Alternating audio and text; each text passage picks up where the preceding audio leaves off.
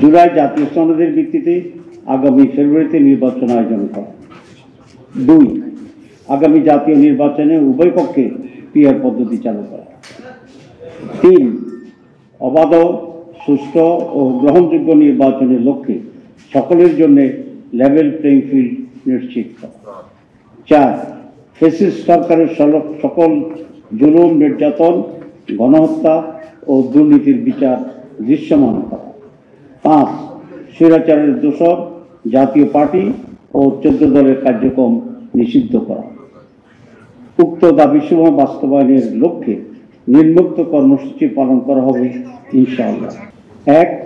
18 September রাজধানী ঢাকায় সমাবেশ ও বিক্ষোভ মিছিল।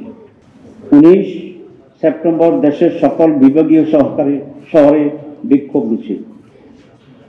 26 সেপ্টেম্বর দেশের সকল জেলা উপজেলায় বিক্ষোভ মিছিল।